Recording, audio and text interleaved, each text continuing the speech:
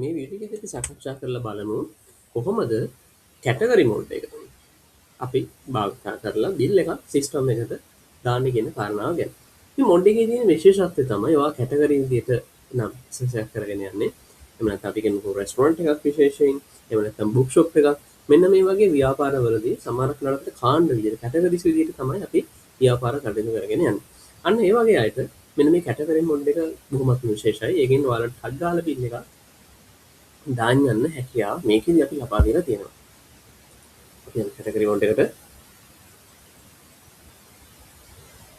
Category mode එකට ආවයින් පස්සේදී ඔයාලට බලා ගන්න පුළුවන් මෙන්න මේ වගේ ස්ට්‍රක්චර් එකක් බලා ගන්න පුළුවන්. මෙතන බෑක් බටන් එක, හෝම් බටන් එක, ඒ වගේ මෙතනින් ඔයාලට අයිටම් එක ස්කෑන් කරලා මෙතනට සිස්ටම් එකට දැමීමේ හැකියාවක් මෙතන තියෙනවා. ඉතින් මෙතනින් ඔයාලට ඔයාලා එන්ටර් කරගනිපු සිස්ටම් එකකින් එන්ටර් කරගනිපු කැටගරිස් ටික බලා ගන්න පුළුවන්. ඔයාලා කැටගරි එකක් විතරක් දැම්මට බොහෝ විට මේකේ පෙනෙන එකක් නැහැ. ඒ කැටගරි එකක් යටතේ අයිටම් එකක් ඇතුළත් වීමත් අත්‍යවශ්‍ය කාරණාවක්.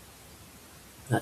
ඉතින් අපි බුක් කියන අයිටම් එක ක්ලික් කරන් පස්සේ ඒක අදාළ කැටගරි අයිටම් දෙකක් ඇඩ්ඩලා තියෙනවා. කොහොම ලේසියෙන් අපිට ඒක සිලෙක්ට් කරලා ගන්න පුළුවන්. බොහොමත්ම ස්පීඩ් මේ මොඩ් එක.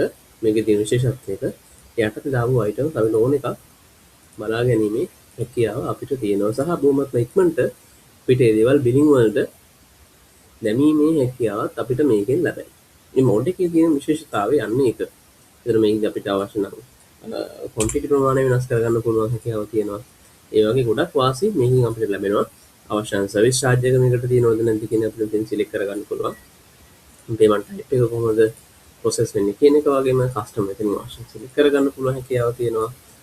මෙතනින් කස්ටමර් කෙනෙක් කලින් එන්ටර් කර ගැනීමේ හැකියාවත් මේ මෝඩ් එකේදී අපි ලබා දීලා තියෙනවා. මෙතනින් අවශ්‍ය නම් අයිටම් එකක් දාගෙන ඉප අයිටම් එකක් ඩිලීට් කර ගැනීමේ හැකියාව තියෙනවා.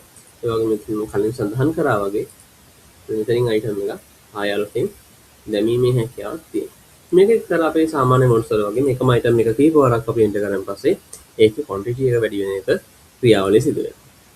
වගේ අපිට දාලා මේක බිල් එක ෆයිනලයිස් කරගන්න අවශ්‍යයි නම් මෙතන ප්‍රොසීඩ් කියන බටන් එක ක්ලික් කරා නම් අපිට බිල් එක ෆයිනලයිස් කර ගැනීම හැකියාව